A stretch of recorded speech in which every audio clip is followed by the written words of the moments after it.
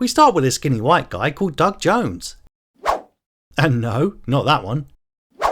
Witnessing his parents get blown up in a car explosion with unfinished CGI. So Father Stewart consoles the distraught pastor by saying they weren't even your real parents, bro, given they were just terrible actors playing a part in a terrible and cheap B movie, and says he should just go travelling for a bit to clear his head, and crucially, go where you think God will not follow. And before you can say, I dunno, because tickets to the World Economic Forum event in Davos are pretty pricey this time of year, we cut to the opening titles, before catching back up with Pastor Doug over in China, who randomly comes across a mortally injured Asian bird who gives him an ancient rock what will apparently turn him into a quote, dragon warrior, as a bunch of ninjas scare him into the bushes where he cuts his hand and gets infected or some shit. He later wakes back up home in a good old USA, and feverishly runs into a hooker who promptly gets pimp slapped by her pimp boss Frankie Mermaid, who tells her to get down the park and make some dosh by sucking nosh already. Later that night, Pastor Doug is also at the park and seemingly trying to fight through a bout of severe constipation or something, before said hooker gets mugged at gunpoint, but it's luckily saved in the nick of time by some sort of dinobeast. And before you can say, I know violent predators love to hang out in local parks but this is taking the fucking piss, son, Doug wakes up to the hooker he just saved saying how much she enjoyed last night. Naturally, the virgin incel priesty guy starts to worry he might have broken his vow of chastity without knowing it. But turns out she was just talking about that time he transmorphed into a Jurassic hellbeast and totally saved her life by munching up a baldy baddie. Nice. Apparently her name is Carol, and she takes a disbelieving Doug to see what's left of the body. And he just can't believe he turned into a vicious predator at night and gobbled up man meat in a local park but not in a good way. But he just calls her a whoring Jezebel after she suggests he keeps eating men out in parks as long as they're baddies with no chance of salvation. Because that'll totally help save the world and shit. Later, Doug tries to get back to normal by listening to some confessions, but just can't believe it when Frankie Mermaid comes in and brags about killing a couple via a car bomb with unfinished VFX and who turned out to be his bleeding parents. So naturally, he gets so angry that he partially transforms into the VelociPastor and promptly gives the mermaid fella some new gills. He then runs over to Carol's and makes a plan on how to balance murdering wrong-uns with maintaining saintly priesthood, whilst proceeding to grow closer to his new prosy mate via the power of montage.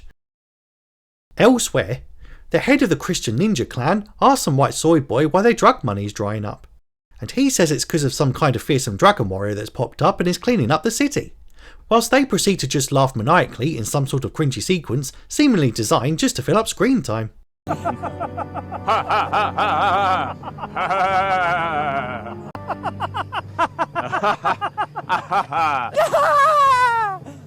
Okay. Also elsewhere, Father Stewart spots Dougie Boy hanging around with some gross streetwalker, and later totally bollocks him for being absent recently and hanging around with streetwalker floozies all day.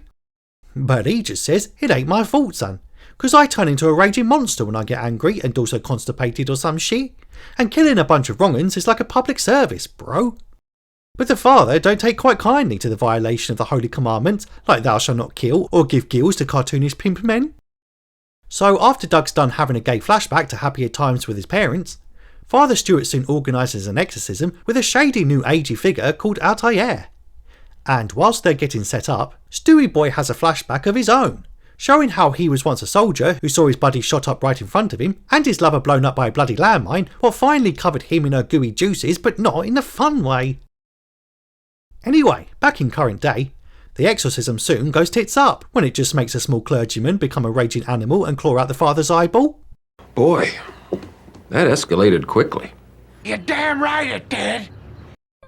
A panicked Pastor Doug then returns to Carol in a manic state after blinding his boss and straight up mutilating his only mate. So naturally, she calms the celibate priest down by sticking her tongue down his throat and straight up taking his V-plates. And before he can say, well lucky him, because whenever I get off with a hooker after confessing to grievous bodily harm of my employer and chief clergyman, I'm still charged a going rate and sometimes a little bloody extra, they're rudely woken up the next morning by a legion of ninja fellas. Oh shit, not good. Meanwhile, Father Stewart wakes up in a small tent in front of the head of the Christian ninja clan. Apparently his name is Wei Chan, who tells him he plans to sell highly addictive cocaine to the plebs and then cut off the supplies, thus leading the addicts to turn to the church, where he'll eventually take over and use them as his own personal army, and bump up the falling attendance rate in the process. Naturally, Father Stewart thinks he's a right nutter, trying to convert the unwilling and fraudulently fiddle in the stats for audit purposes, and totally refuses to go along with his utter mental shit. So Wei Chan just does a hate crime and totally shanks the disabled elderly guy whilst laughing maniacally again. Given one of the defeated ninjas told them where they're holding up before he died, Carol and Doug gear up to smack a bitch up, and promptly head over to the local park again, where the soy boy lieutenant taunts Pastor Doug about him still not recognising him, and did a shocking twist what no one could ever see coming. Well, given it was never once hinted at all in this movie, and now they're just retconning their own lore right now in real time, turns out he had a brother in the family flashbacks all along, and this fella is said brother from the flashbacks also all along, and they soon engage in fisticuffs while Carol disrobes for some reason. As Doug realises that his bitter and jealous brother Sam is now too far gone not to be removed from the world and ungraciously gutted like a common hog, before the head ninja slices up his girly friend, who was the first girl he's ever been balls deep in, and totally kills her to death.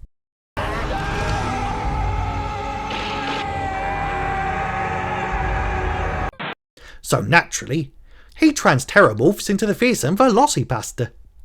Or just a budget costume lizard some production runner had in his closet left over from Halloween and shit. What the hell is even that? And after barging into a few ninjas and giving some others a little light shove, Wei Chan finally comes out and returns him back to his human state, mainly by penetrating him with his stiff and solid tool, but again not in a fun way. Apparently, that arrow was filled with anti-venom gained from his ancestors, especially formulated to distract from blokes becoming angry creatures lashing out at people all the time. And before you can say, well, we have that in the West and it's just called FIFA, Wei Chan asks him if he has any last words, and he just says, Only 6. I think my hand is immune. And proceeds to rip his friggin' noggin off. And we end with Pastor Doug no longer being a pastor, now he broke his chastity vow with a park prosy, committed fratricide and also beheaded a small Asian Christian and is thus wanted for an ethnic hate crime. Somehow though, said park prosy is still alive because reasons. And Kaz says they better keep moving now there's $1 billion bounty on his head.